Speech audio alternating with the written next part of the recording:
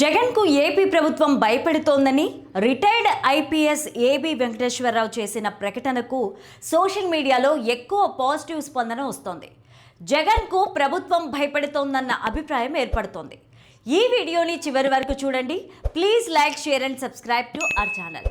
ఆంధ్రప్రదేశ్లో కూటమి ప్రభుత్వం అధికారంలోకి వచ్చిన తరువాత గత ప్రభుత్వ వైఫల్యాలు, అక్రమాలపైన తీసుకుంటున్న చర్యల వేగంపైన భిన్న రకాల చర్చలు నడుస్తున్నాయి.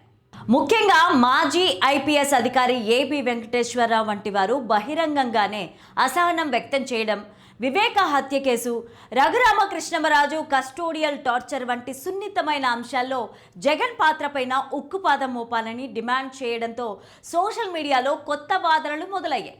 ప్రభుత్వం జగన్కు భయపెడుతోందా అనే డౌట్స్ కూడా కొందరు లేవనెత్తుతున్నారు.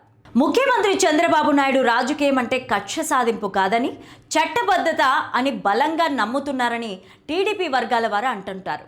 గత వైసీపీ హయాంలో జరిగినట్లుగా అర్ధరాత్రి అరెస్టులు, ఆధారాలు లేని అక్రమ కేసులు బనాయించడం వంటి రాజ్యాంగ విరుద్ధ పనులకు తావివ్వకూడదన్నది ఆయన స్పష్టమైన ఆలోచన అని, ఏ చర్య తీసుకున్నా అది న్యాయస్థానాల్లో నిలబడాలని, నిందితులు చట్టం నుంచి తప్పించుకునే చిన్న అవకాశం కూడా ఉండకూడదని భావిస్తున్నారని చెబుతున్నారు.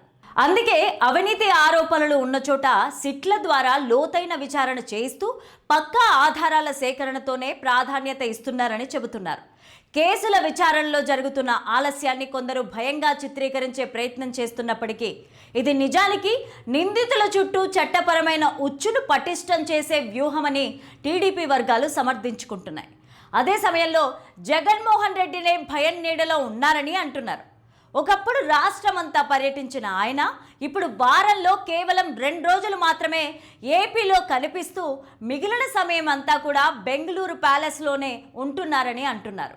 గతంలో గర్జించిన వైసీపీ సీనియర్ నేతలు సైతం నేడు బయటికి వచ్చి మాట్లాడడానికి సాహసించడం లేదని, ఇది వారి భయాన్ని సూచిస్తోంది అంటున్నారు. ఏబీ వెంకటేశ్వరరావు వంటి బాధ్యతాయుత పదవుల్లో ఉన్నవారు అసహనం వ్యక్తం చేయడం వెనుక గతంలో వారు అనుభవించిన వ్యక్తిగత వేధింపుల ఆవేదన ఉండి ఉండొచ్చని టీడీపీ నేతలు అనుకుంటున్నారు. కానీ ఒక బాధ్యతాయుతమైన ప్రభుత్వం భావోద్వేగాల మీద కాకుండా కేవలం సాక్ష్యాధారాల ఆధారంగానే అడుగులు వేయాల్సి ఉంటుంది.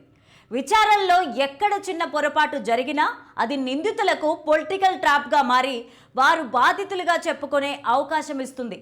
చంద్రబాబు నాయుడు అనుసరిస్తోన్న ఈ చట్టబద్ధమైన విధానం వల్ల విచారణ కాస్త ఆలస్యంగా అనిపించినా తుది ఫలితం మాత్రం పక్కాగా ఉంటుందని టీడీపీ వర్గాలు ధీమా వ్యక్తం చేస్తున్నాయి. తప్పు చేసిన వారు ఎవరైనా చట్టం నుంచి తప్పించుకోలేరనే భరోసాను ప్రజల్లో కల్పించేందుకు ప్రభుత్వం క్షుణ్ణంగా కసరత్తు చేస్తోంది. ఇది భయం కాదు, వ్యూహాత్మకమైన మౌనంగా టీడీపీ వర్గాలు కవర్ చేసుకుంటున్నాయని అంటున్నారు. ఏపీ ముఖ్యమంత్రి నారా చంద్రబాబు నాయుడు స్వగ్రామమైన నారావారిపల్లెలో సంక్రాంతి సంబరాలు అంబరాన్నంటున్నాయి. ప్రతి ఏటా మాదిరిగానే ఈ ఏడాది కూడా చంద్రబాబు తన కుటుంబ సభ్యులతో కలిసి పండగ జరుపుకోవడానికి సోమవారం సాయంత్రం గ్రామానికి చేరుకున్నారు.